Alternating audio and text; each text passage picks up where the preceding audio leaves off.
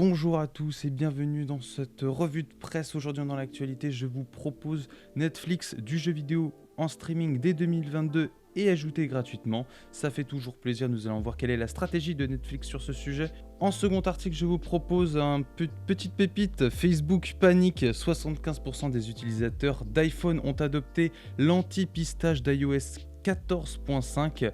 Nous allons voir les réactions assez rares de Facebook, parce que Facebook dans la panade à ce point-là, c'est assez rare et ça fait toujours plaisir. Et enfin, je vous propose Fleet, fin de parcours pour les stories façon Twitter. Nous parlions il y a peu de YouTube Shorts qui essaie d'imiter TikTok. Et bien là, c'est l'inverse. C'est Twitter qui a essayé d'imiter un de ses concurrents et qui s'est littéralement rétamé. Et on va voir pourquoi. Première actualité du coup, Netflix fait des recrutements clés pour se lancer dans le secteur du jeu vidéo en streaming face à Amazon, Google et Microsoft. Un recrutement clé. Netflix annonce avoir récemment recruté Mike Verdu pour superviser le développement de jeux vidéo. Mike Verdu était auparavant chez Facebook pour travailler avec les développeurs sur du contenu pour les masques Oculus. Il a également travaillé chez EA sur des jeux vidéo mobiles et chez Zynga, créateur de Farmville. Une offre Netflix dès 2022, le site Bloomberg croit savoir que Netflix préparerait le lancement des premiers jeux en streaming dès l'année 2022. Les jeux seraient rangés dans une nouvelle section du service à la manière d'un genre de série ou de film. Toujours d'après Bloomberg, les jeux seraient intégrés sans frais supplémentaires aux abonnements Netflix et ça fait toujours plaisir. Depuis ces dernières années, Netflix doit faire face à la concurrence féroce d'Amazon Prime et de Disney+, notamment. Netflix va devoir aussi faire face aux géants du jeu vidéo maintenant en place comme Sony et Microsoft. Ce dernier a récemment lancé son offre de streaming basée sur des jeux Xbox Series X sur PC, Mac, iPhone, iPad et Android. Reste à savoir quels sont les jeux que Netflix pourra apporter sur sa plateforme et quel socle technologique Netflix va adopter. Le catalogue sera déterminant pour juger le succès futur de Netflix dans le jeu vidéo. Et cette actualité va faire écho à une actualité que nous allons voir ensuite dans la partie speedrun sur Google Stadia qui est un peu dans la panade. Je vous fais un petit teasing pour tout à l'heure. Nous enchaînons ensuite avec Facebook qui panique. 75% des utilisateurs d'iPhone ont adopté l'anti-pistage d'iOS 14.5 alors que 75% des utilisateurs d'iPhone ont adopté le système anti-pistage publicitaire d'iOS 14.5. Facebook panique totalement face au manque de données collectées auprès des utilisateurs. Le réseau social ne serait plus capable de fournir certaines mesures clés à ses annonceurs. Comme vous le savez peut-être, l'une des principales nouveautés d'iOS 14.5 est l'intégration d'un système anti-pistage publicitaire baptisé App Tracking Transparency. Ce protocole force désormais les applications à demander la permission aux utilisateurs avant de collecter des données personnelles. Bien entendu, cette nouvelle fonctionnalité agace fortement les réseaux sociaux et plus particulièrement Facebook, dont la grande majorité des revenus provient justement de la collecte et de l'exploitation des données personnelles à des fins publicitaires. Après l'annonce d'Apple, Facebook avait même menacé les utilisateurs d'iPhone que le réseau social allait devenir payant s'il continuait à bloquer le tracking publicitaire. Voilà. Facebook qui tente le coup de bluff, qui tente même le chantage, c'est carrément du chantage à ce niveau-là. L'anti-pistage d'Apple ruine le modèle économique de Facebook. De plus, Facebook est désormais incapable d'indiquer aux annonceurs quels utilisateurs viser pour un produit spécifique, ni recibler des clients qui ont déjà acheté un produit, tout cela en raison de l'absence de statistiques détaillées. De ce fait, Facebook doit effectuer des changements sous peine de voir son modèle économique s'effondrer comme un château de cartes.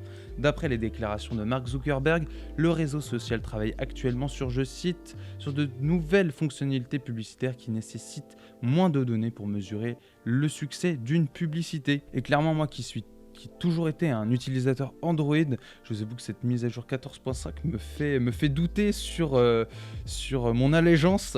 Parce que c'est clairement Google, niveau de collecte des données avec Android, c'est vraiment la merde. Après, à voir quelles données Apple récolte de la part de ses utilisateurs, parce que même si cette nouvelle mise à jour d'iOS bloque le pistage des applications, je pense que Apple fait bien son affaire aussi au niveau collecte des données de ses propres utilisateurs. Donc c'est une bonne avancée, mais il faut rester objectif sur le sujet et ne pas trop encenser Apple non plus qui il doit bien se faire plaisir aussi de son côté. Nous terminons ces actualités principales avec Fleet.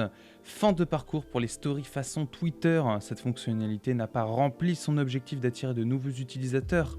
À défaut, la plateforme continue d'améliorer sa prise en charge de contenus indésirables. Fini les Fleets, Twitter a annoncé qu'il allait se débarrasser de son équivalent des stories de Snapchat. Ce système de publication temporaire en plein écran sera retiré de la plateforme dès le 3 août prochain.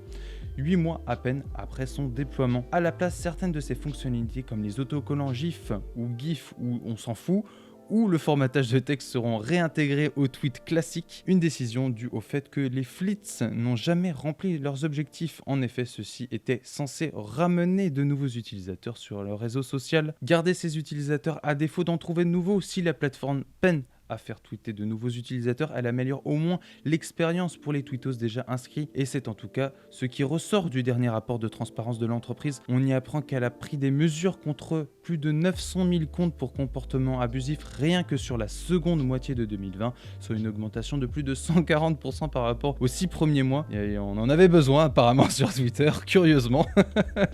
Twitter se félicite aussi d'avoir amélioré sa prose en charge du contenu haineux. Sur cette question, Twitter a sanctionné plus d'1 million de comptes de juillet à décembre 2020. Sur les 6 premiers mois, il n'avait été que 600 000 à être attrapés par la patrouille, soit une hausse de 77%. Je pense que Twitter s'est un peu fourvoyé dans sa stratégie. Twitter, pour moi, une définition, un mot à mettre sur la définition de Twitter, c'est la haine en fait. Garder ses utilisateurs à défaut d'en trouver de nouveaux. Pour moi, ils vont trouver de nouveaux utilisateurs en régulant, en ayant une meilleure régulation de la haine qu'ils peuvent avoir sur leur réseau. Ce n'est pas pour l'instant en rajoutant de nouvelles fonctionnalités, en tout cas pour ma part en tant que non utilisateur de Twitter. Si un jour je dois utiliser Twitter, c'est grâce à une réduction, à une meilleure régulation de cette haine en ligne. Nous continuons ces actualités avec ces petites actualités en mode speedrun. Stadia, Google sacrifie ses revenus pour garder les développeurs sur sa plateforme. On parlait de Netflix qui se lance dans le jeu vidéo, et bien Google apparemment n'y arrive pas trop. En marge de sa dernière keynote, Google a présenté sa nouvelle stratégie pour Stadia. Afin d'attirer les développeurs, la firme va baisser sa commission à 15% pour les petits studios. Elle va également reverser 70% des revenus de son abonnement pro aux éditeurs ayant publié leurs jeux sur la plateforme. Dans la tourmente depuis plusieurs mois maintenant, Google cherche par tous les moyens à maintenir Stadia à flot.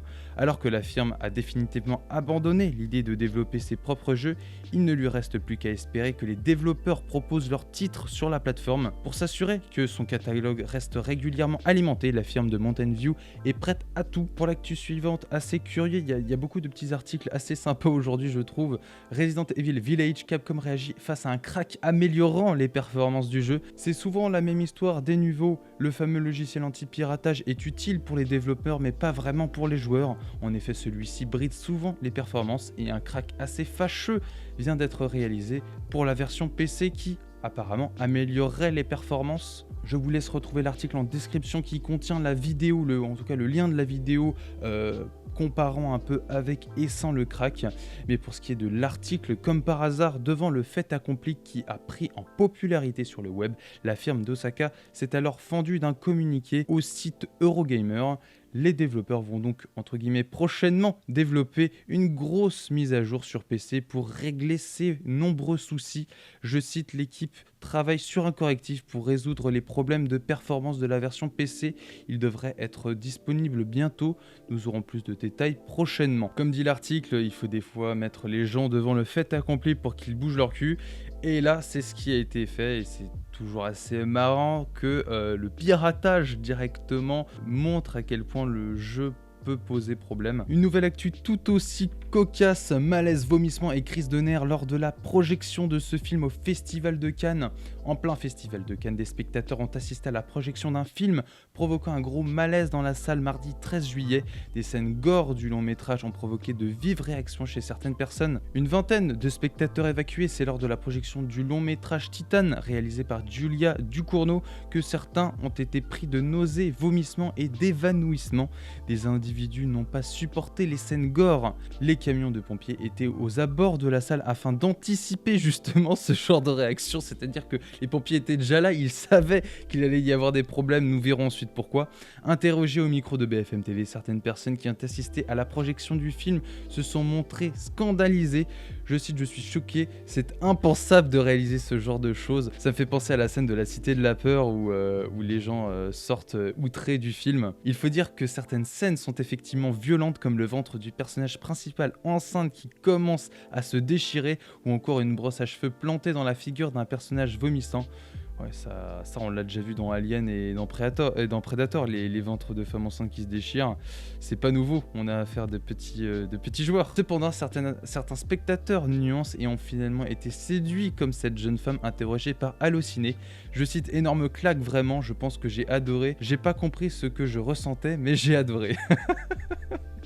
C'est génial.